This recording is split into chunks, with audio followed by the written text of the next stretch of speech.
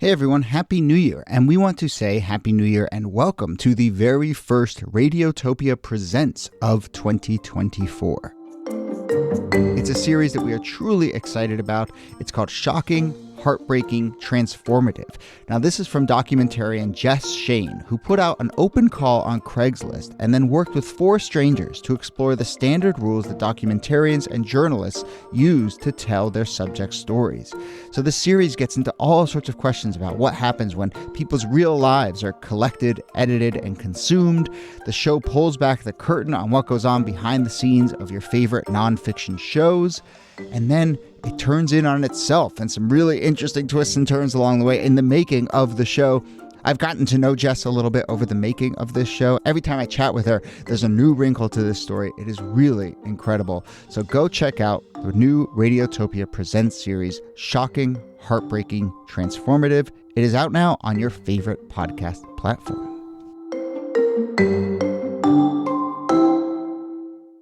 Hey everyone, Jody here. A quick word before we start this episode about Jimmy Carter. I just want to acknowledge the big piece of news, the death of Ruth Bader Ginsburg, Supreme Court Justice.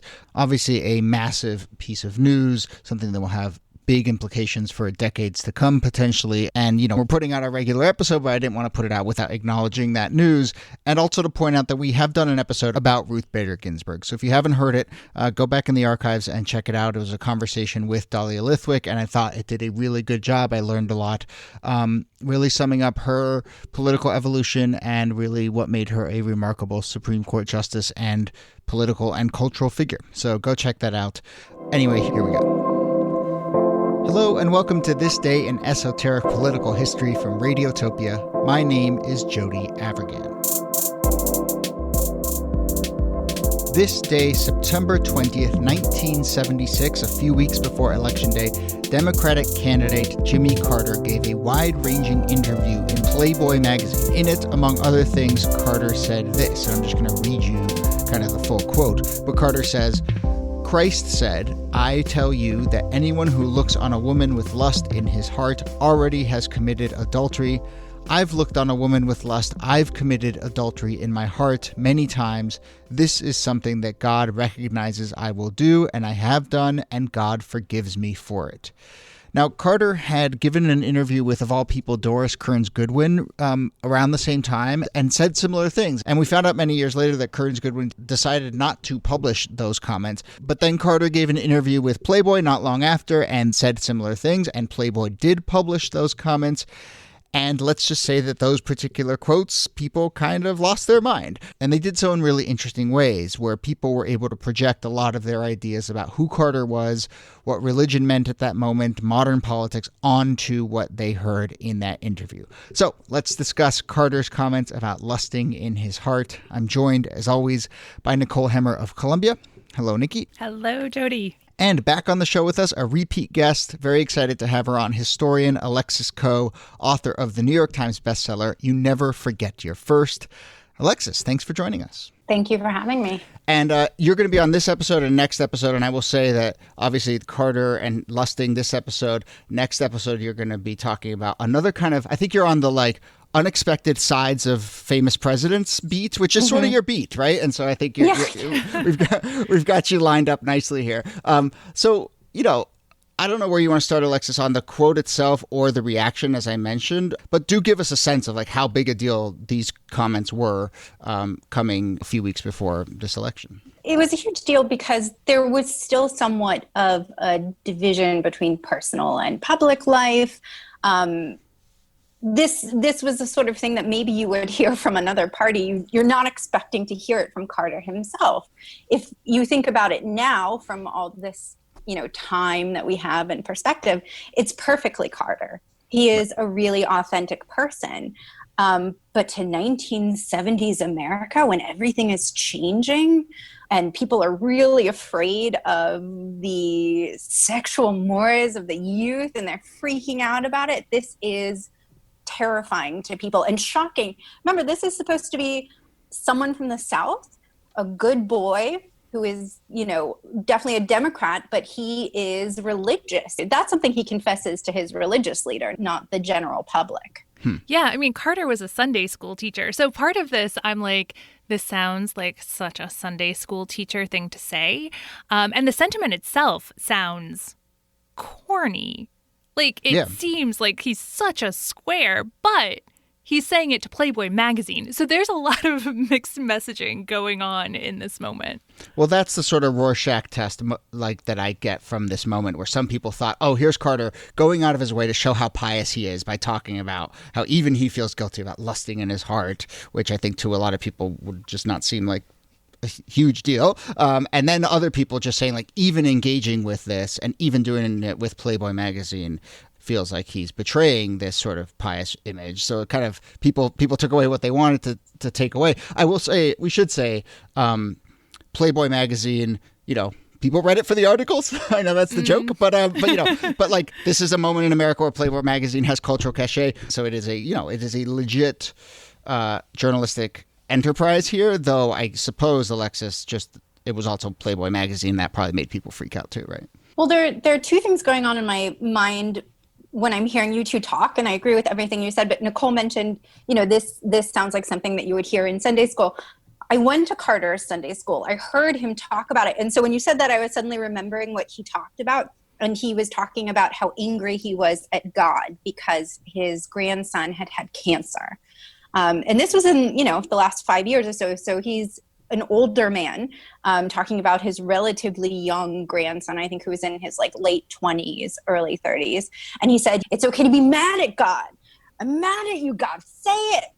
And so I can see him saying, exactly the way that you propose it. I have lust in my heart. And then the other sort of personal anecdote that I can bring to this, which I think is public, so I'm going to feel comfortable sharing it. But 2 Christmases ago, I was in Boston, the Boston area where my husband is from, and I picked up Doris Kearns Goodwin to go have lunch, as one does, and we were talking about this. You have to understand that she was not the Doris Kearns Goodwin we know now. She was a professor at Harvard. She was, on tenure track. I think she was pretty close, and she this was her first big interview. She has one big book under her belt. She co-wrote with LBJ. She had a biography. That was her background. So she's coming both from the perspective of a professor at Harvard in government, the perspective of someone who's worked in the White House when she was very young, very, very young. And so she shows up in Plains and she's like, okay, I'm doing this random assignment. This isn't who I am, but I'm sort of feeling it out. She's not planning on becoming Doris Kearns Goodwin, who we know. She sits down with him and he says this, and she's every part of her is oh my God, I cannot believe you're saying this, as someone who worked in the White House, whose husband was, a speechwriter and advisor to the Kennedys. Her mind is blown, and she can't even really concentrate on anything else that is being said.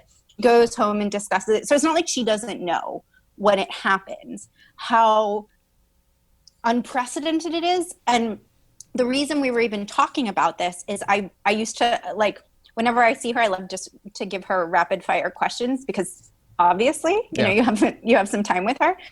And I asked her, do you think Carter was too good to be president? Too good of a person? And she said, very likely. I think that's probably right. That Carter was so earnest, and you see this earnestness again and again in his presidency. It's something behind that crisis of confidence speech, that he is just speaking from some deep well in his soul, speaking very confessionally in a lot of ways, in a culture that was still not entirely comfortable with that kind of confessional talk. This is a time period before the religious right has fully coalesced, although they're coalescing in this moment to attack Carter for speaking to Playboy. He himself is not really part of the Democratic establishment. He calls LBJ a liar in this interview.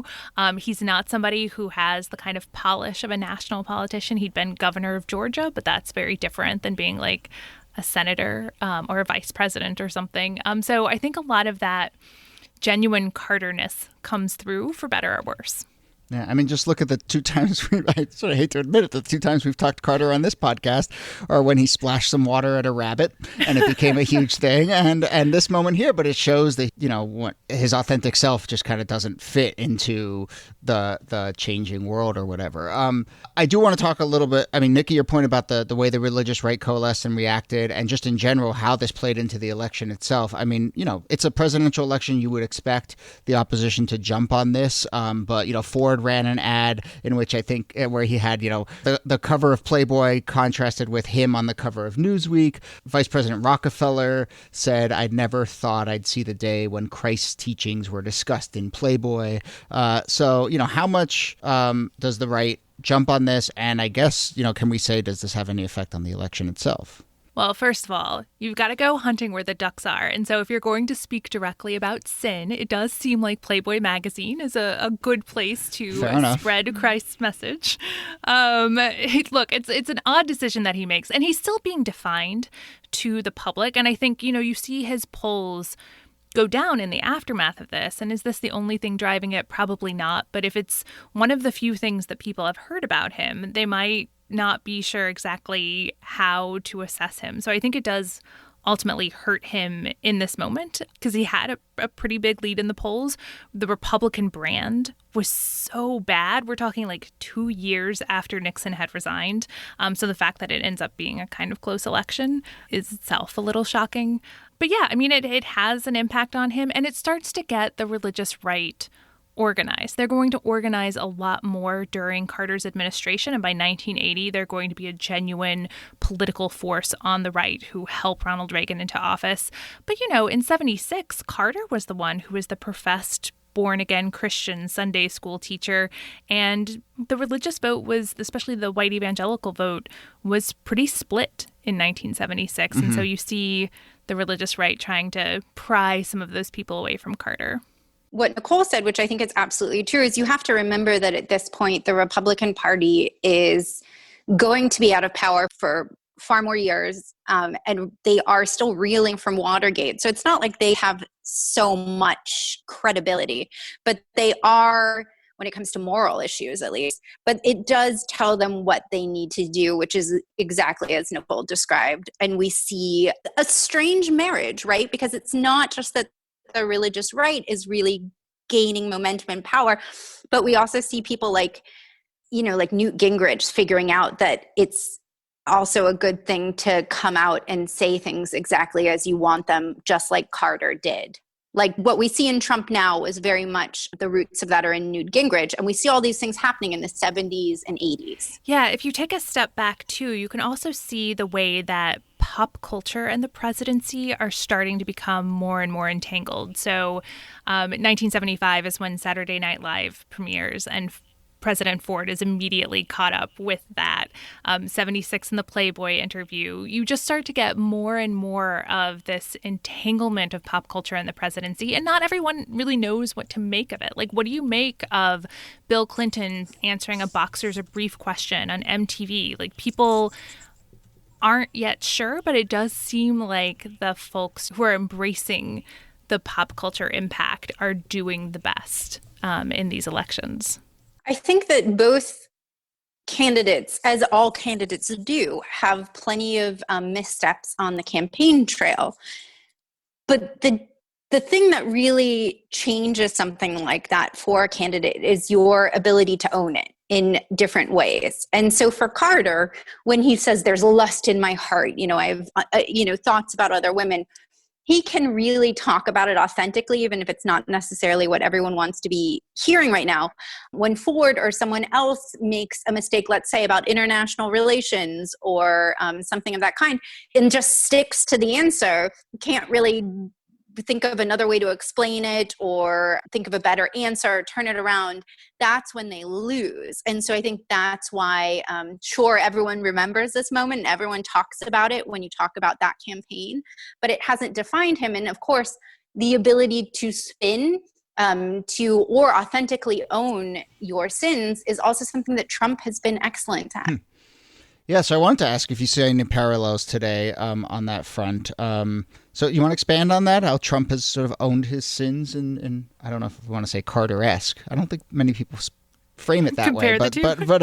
But let's hear what you have to say, Alexis. I don't know. Well, I didn't really even think about that comparison before I made it.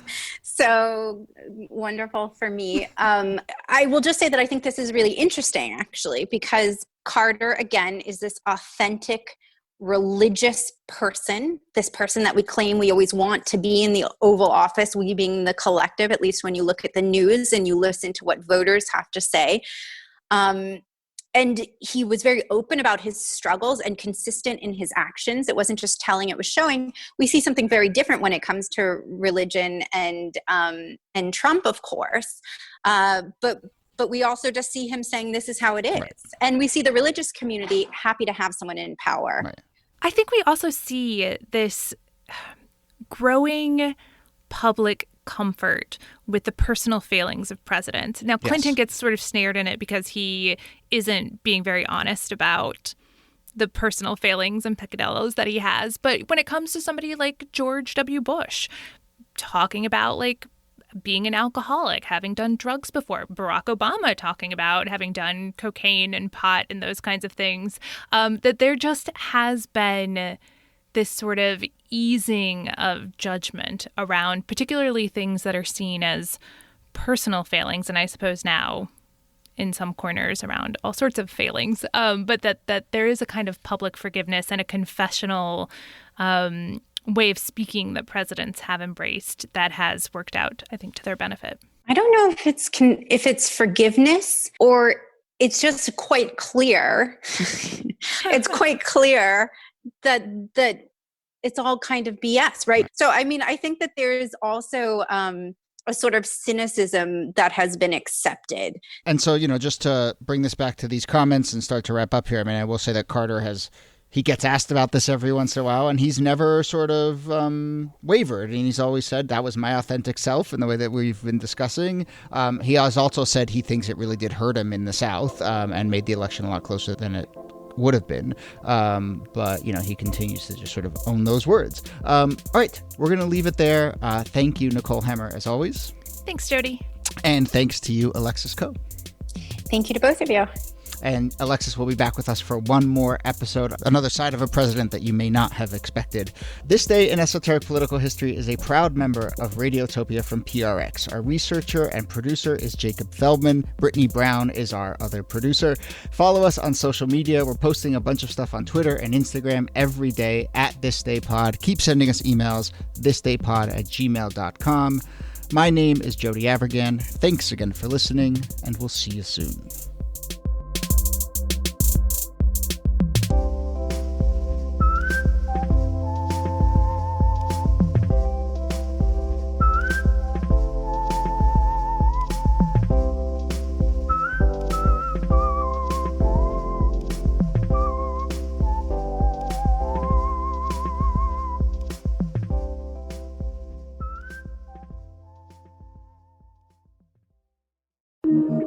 Radiotopia.